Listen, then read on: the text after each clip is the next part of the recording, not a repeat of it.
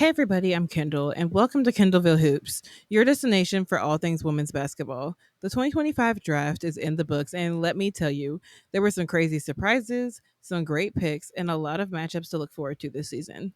Let's get into it. First, let's recap the good, the bad, and everything in between. The energy at this year's WNBA draft was electric. You could feel the excitement radiating from the players, their families, and the fans in attendance. It was truly heartwarming to witness the draftees' dreams coming true, and especially how they got to experience it with their loved ones. The anticipation for each pick was unmistakable, keeping everyone on the edge of their seats. Even watching from home, you felt completely immersed in the experience. It was a powerful reminder of the passion and dedication that fuels women's basketball. While the energy of the draft was undeniable, there are a few things that didn't quite hit the mark for me. Let's talk about the broadcasting for starters. We saw some major errors like misspellings and incorrect player information. I feel like it was really disrespectful, especially when Cheyenne Sellers was mistaken for Anissa Morrow on air. And another example was when Sanaya Fagan was stated as a player for Notre Dame when we all know she went to South Carolina. Plus, the lack of versatility in commentators was kind of disappointing. We had so many great voices before the draft started, but then it was the same broadcasting we hear all the time on primetime games. It felt like they were trying to manufacture drama instead of letting the excitement of the event speak for itself. I believe it's self explanatory that broadcasters should do research before talking about our two players, and it seems like we aren't giving these women the respect they deserve. These are things that can be easily improved to make the draft better for everyone next year. Anyway, let's get into the everything in between. Despite the broadcasting hiccups, there were some other truly amazing moments throughout the draft, especially through college teammates and league partnerships. Paige Beckers was drafted first overall, and her college teammates and some of who are now in the WNBA came out from everywhere to support her. I mean, Nika Mule flew over 5,000 miles from Croatia to come support Paige. Now that's friendship.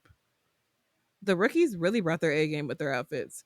It was clear they put a lot of thought into representing themselves and their cultures. Kiki Iriafin's outfit was an incredible tribute to her Nigerian culture, and Georgia Amore was styled by Russell Westbrook, showing really cool support by NBA players. Plus, the WNBA's partnership with Coach gave all players personally customized purses as a way to celebrate the draftees and show the progress in the W's partnerships. Now, let's dive into some of the biggest surprises of the night. There were definitely some unexpected choices that had everybody talking. First up, Cheyenne Sellers going as the 17th pick to the Valkyries. While it's only the second round, it's pretty surprising she went so late considering she's a 6'2 point guard, which definitely helps teams lacking in size.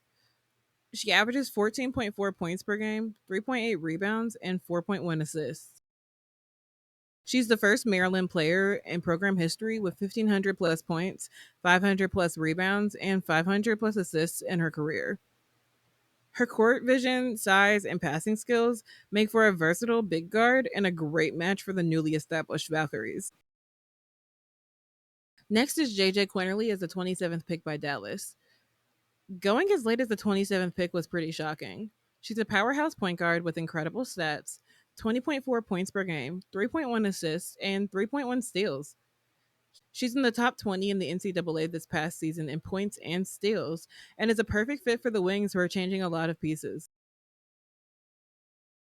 Then there's Sanaya Fagan, a defensive force who I believe fell way too low in the draft at 21 to the Sparks, despite being invited by the WNBA to the draft.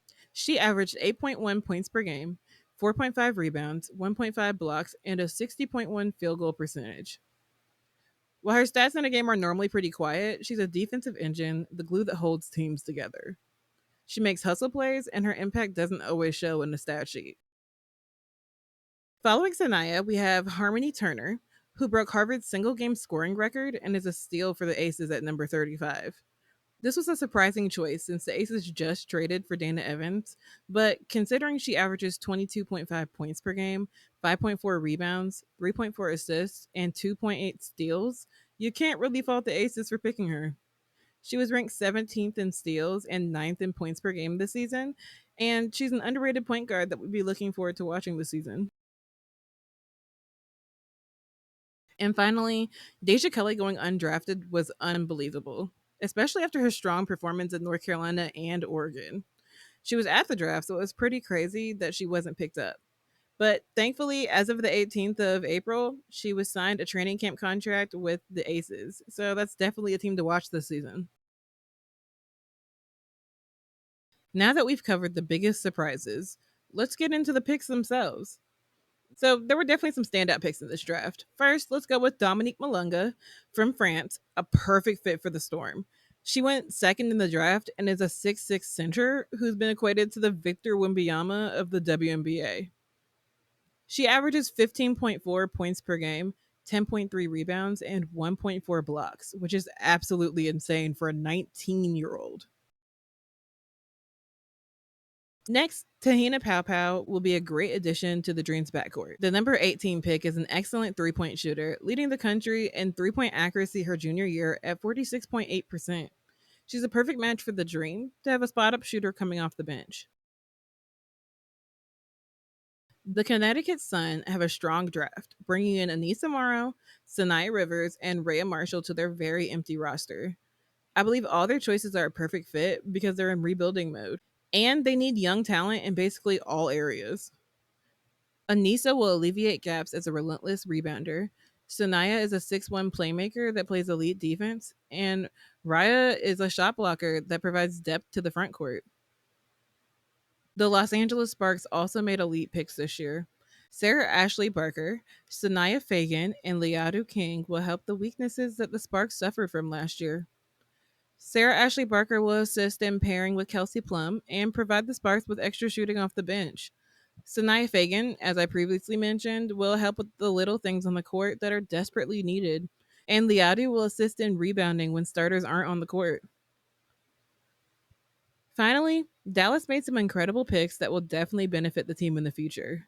Paige Beckers, Isaiah James, Madison Scott, JJ Quinterly, and Aaronette Von Lay are great picks that will assist this changing team.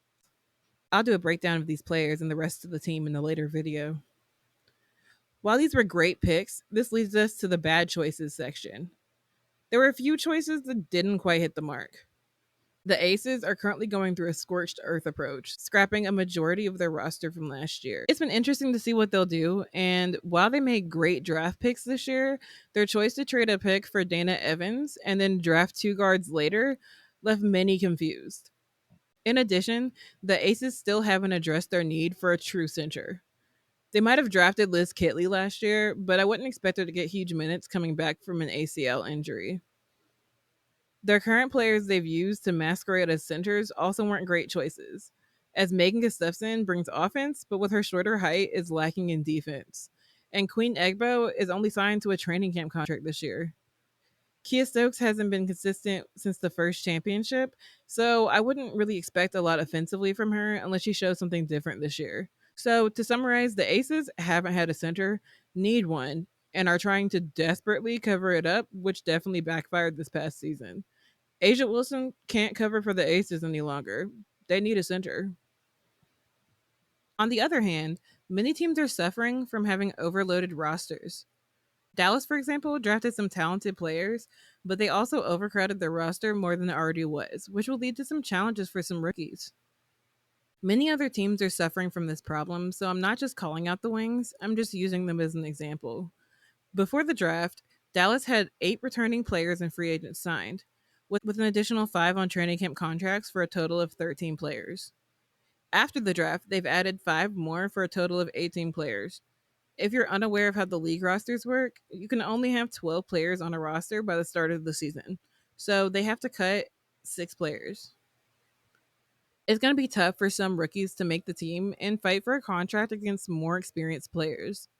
It also begs the question of whether drafting them was a good choice, since you're hindering their potential growth at the beginning of their career, where they could have been making a difference on a different team. Comment below what you think these teams should do. Now let's talk about some of the most exciting matchups to watch this season. There are a few teams that I think are going to be really fun to follow, and some head to head battles that I can't wait to see. This season is shaping up to be incredibly exciting, with several teams poised to make a splash. The Golden State Valkyries, as a brand new team, are definitely one to watch. Their gritty, hardworking style under their new coach's direction will be fascinating to follow. The Connecticut Sun are rebuilding, which could either work out for them or implode on them. And I love drama, so this is a must watch. The Mystics, with Elena Deladon's retirement and the resulting free cap space, are reinventing themselves and will be intriguing to see how they utilize their new draft picks, especially since they traded away Ariel Atkins. Finally, the Sparks, with their strong draft picks and the addition of Kelsey Plum, haven't changed too much. So I expect them to be a major contender now that they're healthy. And no, I'm definitely not saying they'll win the championship. I have no clue at this point. But I think they'll be a very exciting team to watch.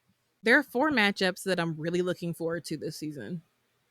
First, the Sky versus the Sparks, which is going to be a battle between Angel Reese and Cameron Brink.